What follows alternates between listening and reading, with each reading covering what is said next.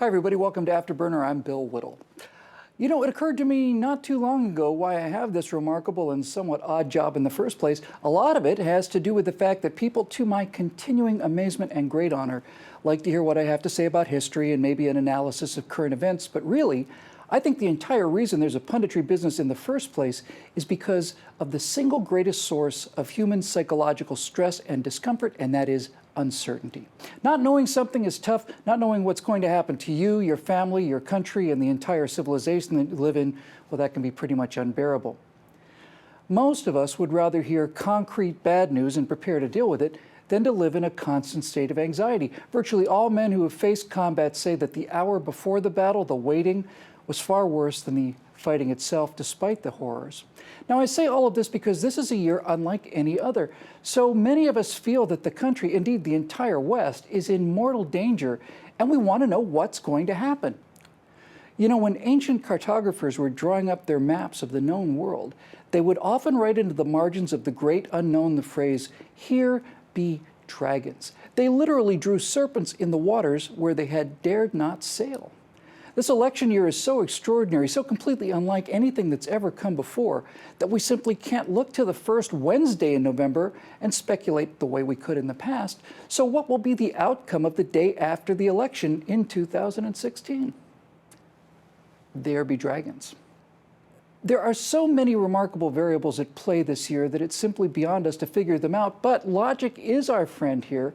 So to help reduce the anxiety and the uncertainty, let's break down two or three logical outcomes, and let's start with the Democrats.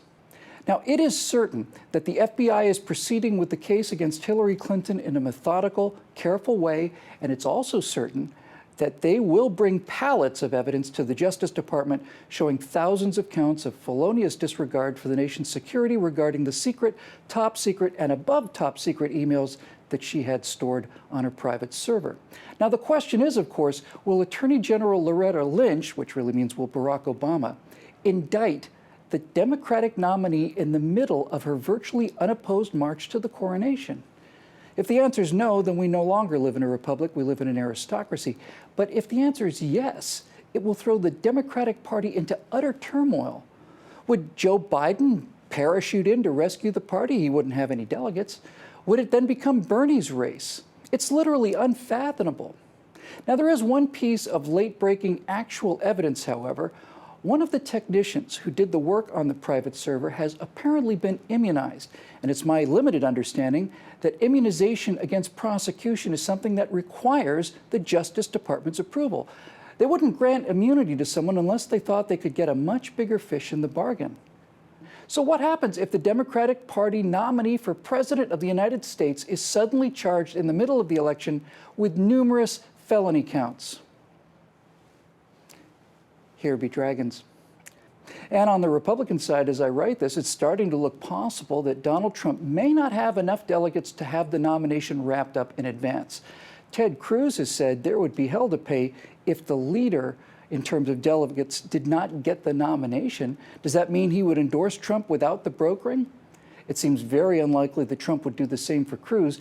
And if, for whatever reason, Donald Trump does not become the nominee, would he submit and endorse Ted Cruz? I find that very hard to believe. Now, Trump did state earlier that if he doesn't win the nomination, he would not run as an independent, but that was before his remarkable breakout performance.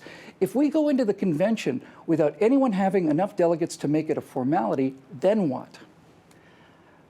Here be dragons too. And finally, what if what seems today to be the most likely case actually happens? Trump versus Hillary in November. Most polling right now indicates that Hillary would beat Trump badly, but the one thing you can say about Donald Trump is that he will not be the polite loser like McCain and Romney. He's going to fight as dirty as she does. And there are a few under-the-radar things to mention in these uncharted waters. Donald Trump has the highest negative ratings of anyone in the race, but Hillary is second. So this is not going to be a love fest. Now, second, Republican voter turnout in the primaries is way, way up, while Democratic turnout is significantly down. Trump is generating the kind of enthusiasm that Obama did in 2008, while Hillary, isn't. Third, Trump seems to be polling very well with blacks. I've seen some estimates that say he's pulling 40 to 50% of the black vote. The Democrats need something like 85 to 90% of the black vote to win a national election. And Trump is also doing surprisingly well with Hispanics. And finally, there seems to be no question that Trump support is underrepresented in the polls. Now, one interesting anecdotal story came a few weeks ago from New York liberal darling Bret Easton Ellis, who said that during a recent visit to his liberal friends here in Hollywood, he was stunned at how many said they were secretly planning to vote for Donald Trump. Now, if this is indeed the matchup, then the Democratic nominee will be the most corrupt, venal, mean-spirited insider, the living embodiment of the status quo versus the Stay Puft Marshmallow Man. Because when all is said and done, that really is Donald Trump's appeal. We have chosen the form of the destroyer. Trump's supporters feel that this system needs to be destroyed, that the iron triangle of insider politics, the liberal news media, and the left-wing entertainment industry just simply must be destroyed, and anything that comes after that, no matter what, will be worth it. But while Trump is pulling in many former Democrats, he's also totally alienated many conservatives who have sworn oaths to not vote for him under any circumstances. So the final big question is, will this year mark the end of the two-party system in America? Will the Republicans split off a conservative party, and will the Democrats split off a socialist one when the dust is settled on this bizarre, unpredictable year? I don't know.